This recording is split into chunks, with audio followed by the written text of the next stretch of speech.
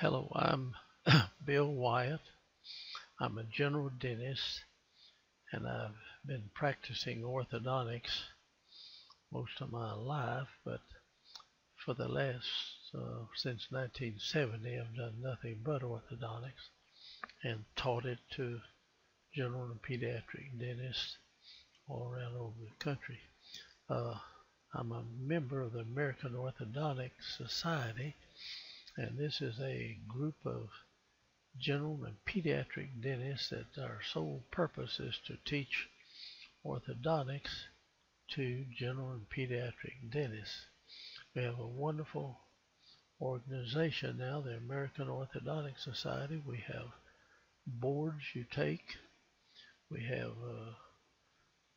annual meetings. We have a group of wonderful teachers that will take you by the hand and teach you orthodontics from the very beginning right on through as far as you want to go with it.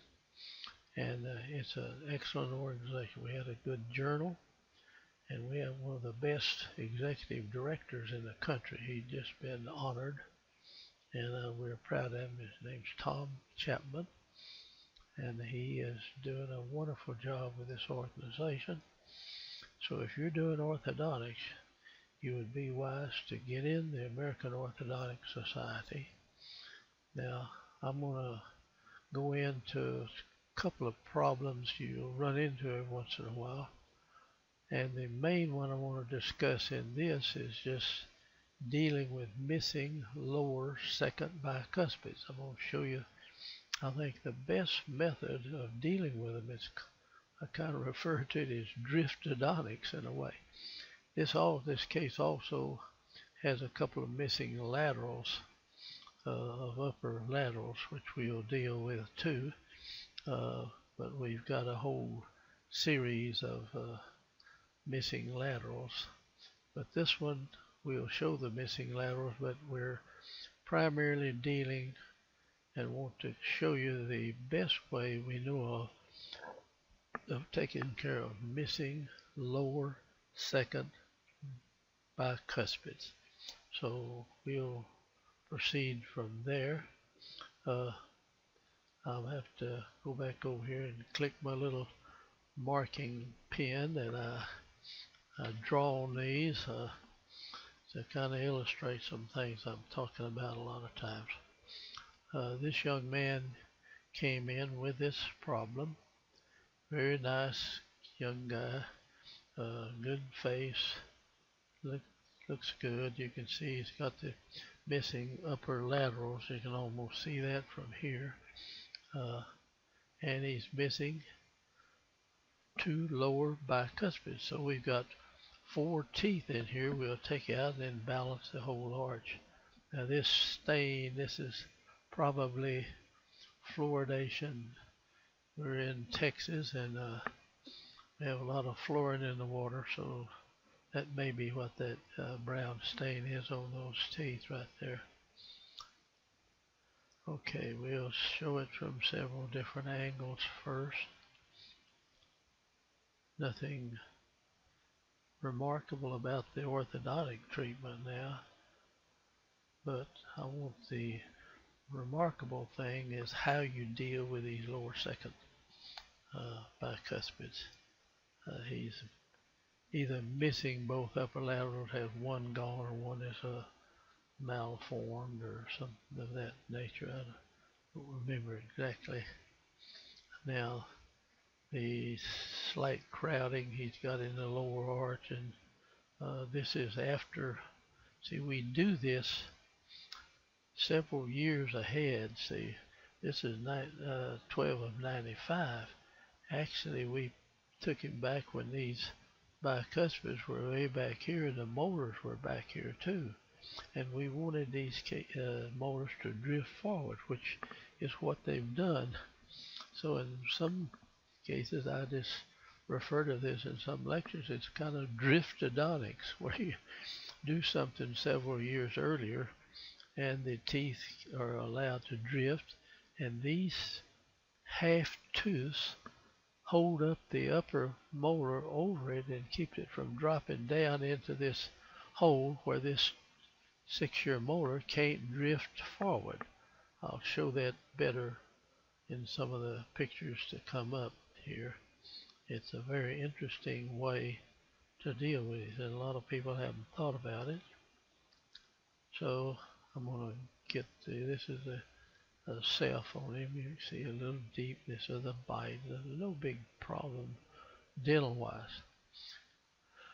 Alright, here's the first Panorex that we took on this young man, and we've got these cuspids coming down. Now he's got a little peg lateral here, which we're going to extract that and let this cuspid come on up. This one will come on down here, and we'll shape these cuspids like we show this in detail over in the all talking about missing laterals. It'll cover that quite good. Now he's got both bicuspids missing, so you want to make darn sure they're missing, so you wait along a good while before you go in here and do this. And the very best way we found to deal with this problem is to go in and section this molar tooth. Now a lot of dentists don't know how to do a pulpotomy on a deciduous tooth, but I've taken the pulps out of, I don't know, thousands of deciduous teeth over a period of 40, 50 years, and I've never had one blow up that I took the pulp out.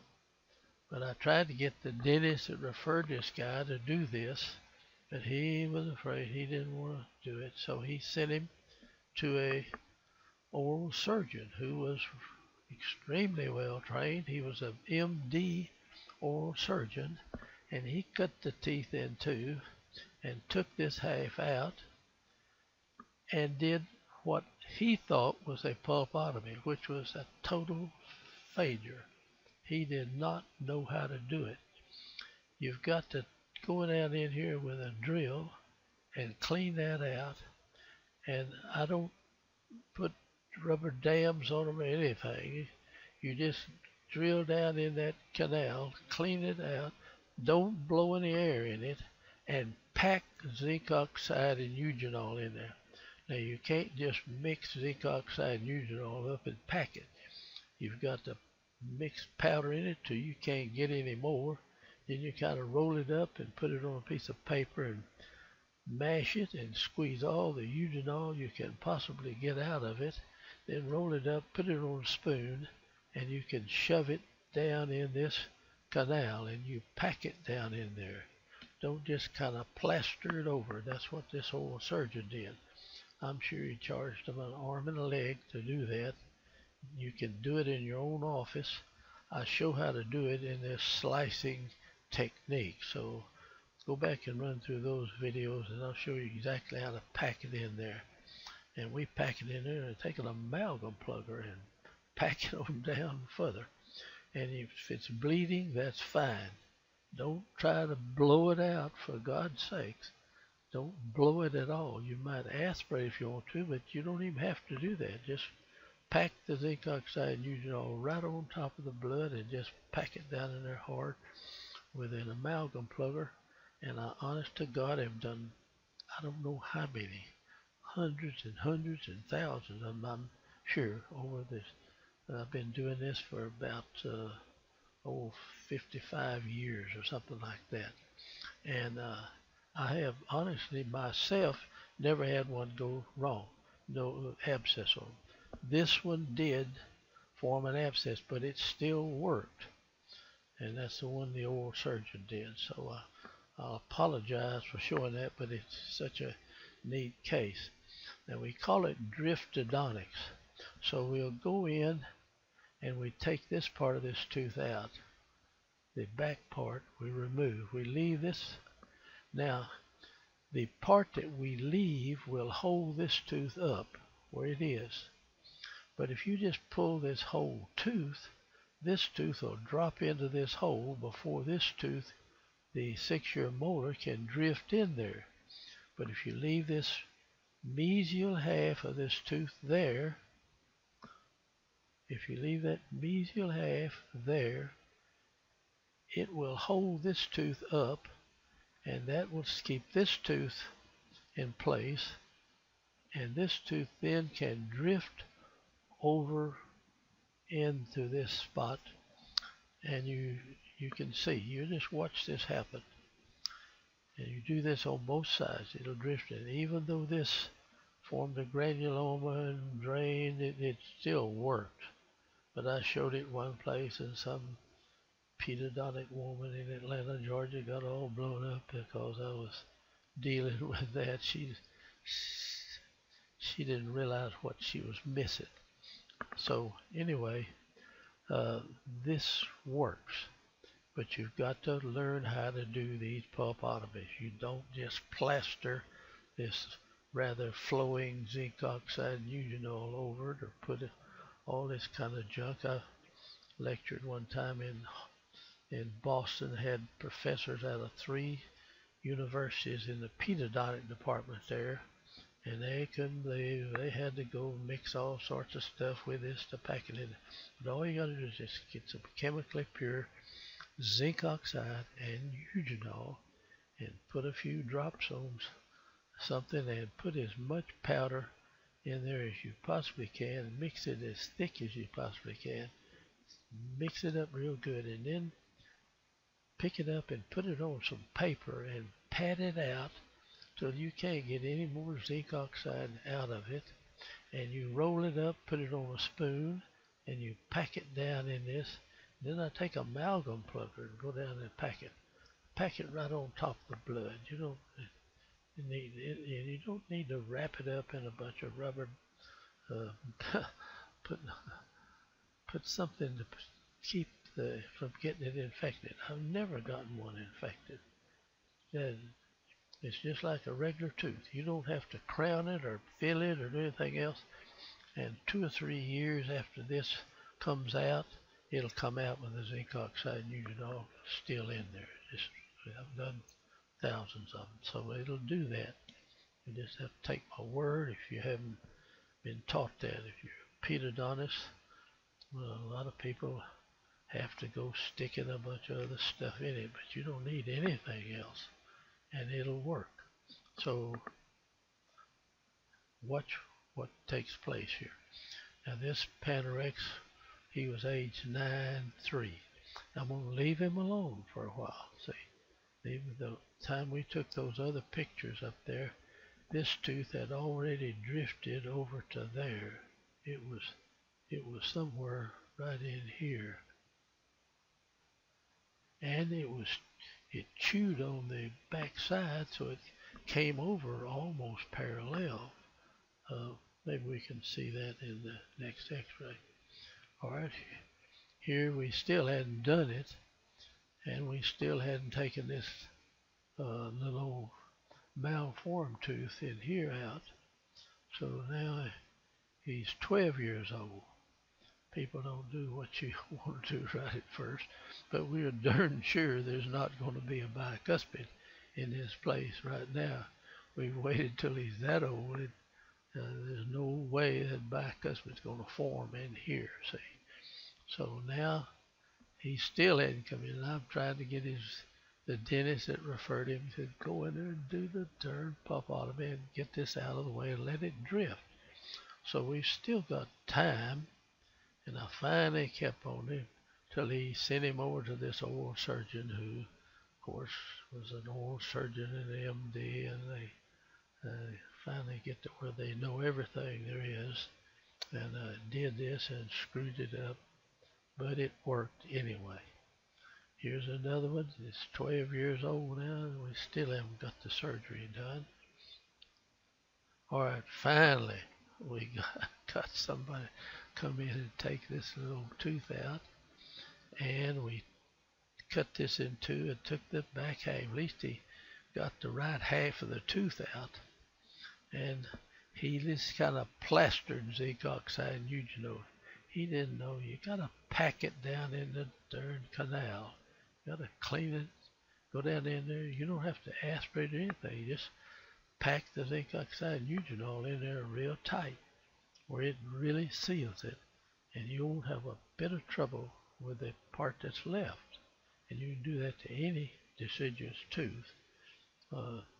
So we watch this.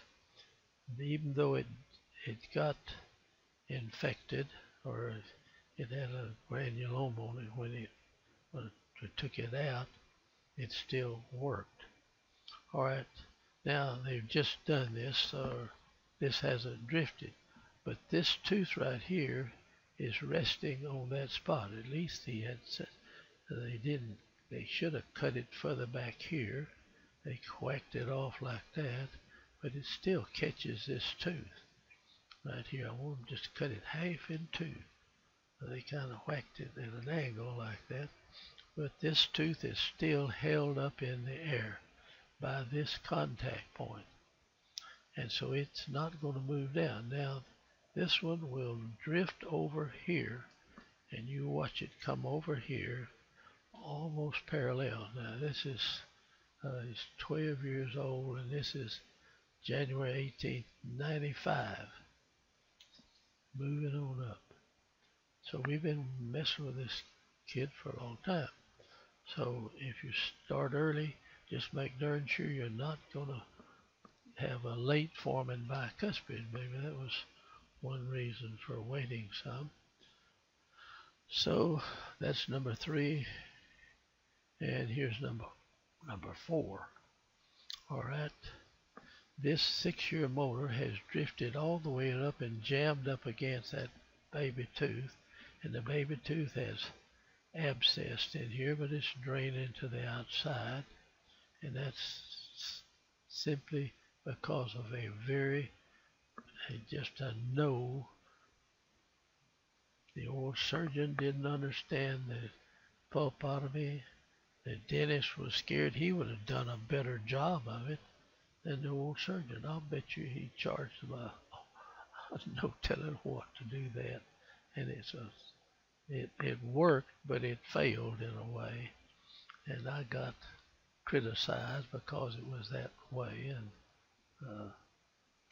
I'm sorry, but I'm putting it out there. If you do the pulpotomy right, it ain't going to do this.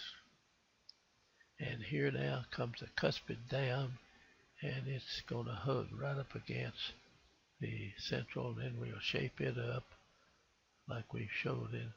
We had a whole bunch of cases earlier, and so you can go look at them, but go back and check with this slicing technique. I'll show you how to pack this zinc oxide, and it works.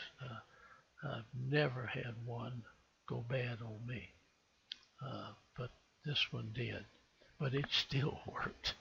So anyway, now we come back, we take this out and this out, we clean all this mess out, and it'll heal back up, and then we can actually move this tooth even further over and bring this whole thing in this direction, and you can see what happens and what we do putting that tooth in up there. All right, now here is a later date, number 5. This is 96. So we got some bands on those teeth. We must have a little something in there, but we got a arch wire up here on the top, but we're not seriously into the orthodontics yet. See, but the cuspids are down here, and we leave space around them so we can trim them up or smooth them up into where they look like laterals, you see. And we're letting the molars on the bottom drift even further. And we'll learn how to get a hold of this and bring the cuspid, the molar crowns forward, and bring the roots with them. We show that in a lot of the cases where we do these class 3 cases where we take out the 6-year molars and treat them. You can look at that. We show you how to bring the molars forward, or closing space on adults. It'll show you that too. All right. Now there we are. Now we're seriously into the orthodontics. So we're going to catch this and bring it up. I don't think I ever did get the root of that cuspid over, but it's simple. You can just put a little tip in that and kick that root over. I may not have seen it and didn't do it, so we don't get them all perfect. But this is going on. This is 96 now, 10 of 96. Now, we've been working with this young man for a long time, but you don't do much. And then you put it off and put your braces on as little as you can. Now the second molars are falling right behind. See, this is coming right on up here. This tooth is coming here. That's almost there. This will come down, this will come down. And the wisdom teeth, we won't be able to use them, but they can leave them alone up there. They won't hurt anything till they start growing into something. Now, here it is, 1997. Now we've got these roots pretty good. These aren't as far as I want, and that one certainly isn't where it should be. But if the crown looks good, but the crown doesn't look good, it really ought to be brought over. There, see, and I may not have put that bend in that arch wire to bring that root over. But let's see what happens if we take it. If I show another Panorex. I don't know that I do. I don't think I did. Well, here the case is. That's the way the models. This is the way we started out. This was 95, but see, this tooth has already drifted way over here before I don't show the original models on the case back when I first thought of doing this, or we tried to diagnose it. Some of your orthodontic diagnosis is done 10 years before you do the case, or a long time in there. And you've got to be in orthodontics a long time before you really get it under your belt. And these guys that go to school for 2 or 3 years, they concentrate on it, but there's no earthly way they can treat a case like this in orthodontic school. They may be able to pick it up after 2 or 3 other guys have worked on it. They don't see it like that. So as a general dentist or a pedodontist, you're going to have these people in your practice for the rest of their lives a lot of time. So you pay more attention to retention and how you treat things. And you can take a long time to do something. You're not working on them much, but you've got them there. And then you have to live with them, so you don't put retention in there that is worthless. In the case, we have had people come back in for 20 and 30 years, and very rarely do we find somebody that's got a real screwed up mouth that is completely relapsed, unless they just didn't. If they wear the retention we put in there for them, they'll have straight teeth for years, a whole lifetime. And I wish the guy, I retired at 75. My wife said she was going to quit whether I did or not. So I quit. I gave my practice to a fine doctor there in Hearst, Dr. Mike Worley. And I went over and worked in Mike's office for 12 more years before I quit.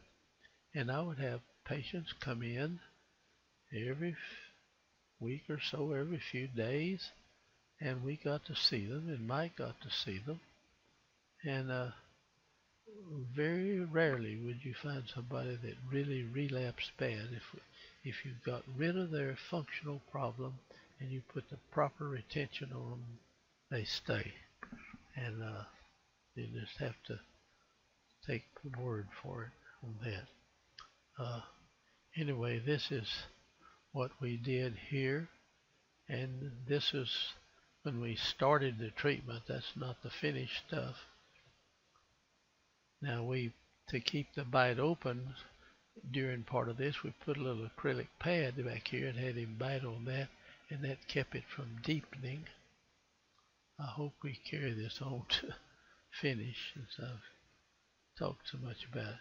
Now here it was when we started when I took these pictures, I took these models really.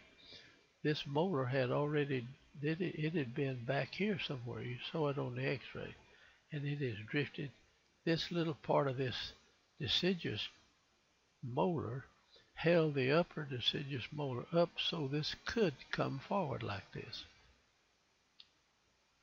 Now a lot of good pedodontists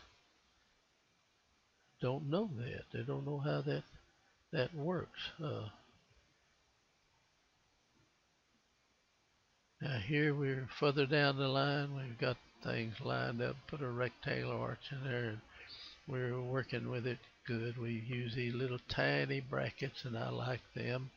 You got to know how to rotate with them. But you got a big inner bracket space in here, you see, and you can do a lot of torque and stuff. Now this bracket is good. It's got wings on it, you see.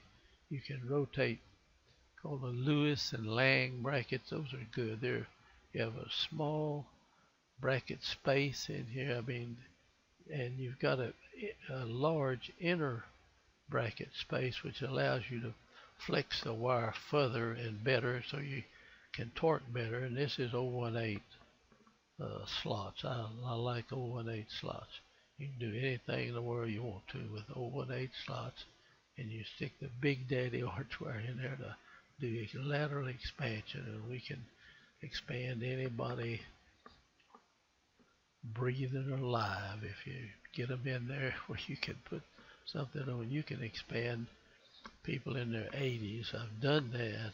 I never get somebody 90 years old to do it, but you can spread it out, and you don't have to cut the bone off to move it out. You can just put on a group of teeth, and they will spread out wherever you want them.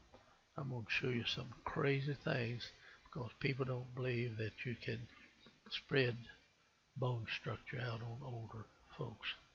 Okay, that's the finish thing. I don't know whether I've got him taken out of braces or not here, but anyway, we didn't band the second molar, but it's lined up good, and the rest of it's lined up. Now these are upper cuspids.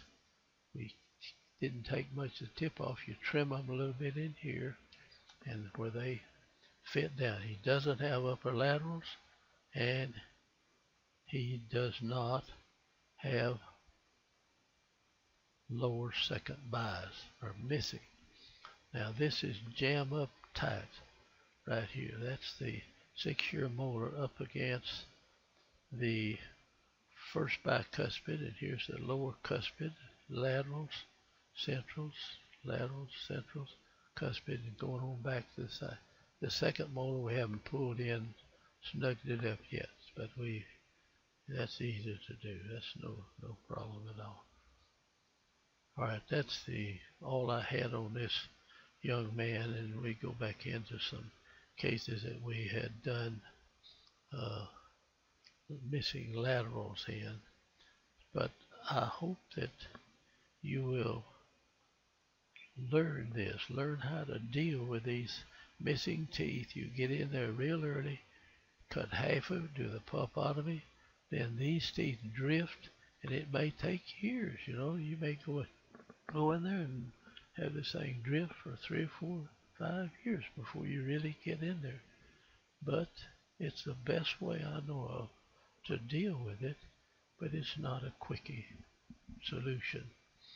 So I'm going to stop this, and if I can take my little deal over here, I can't find my arrow.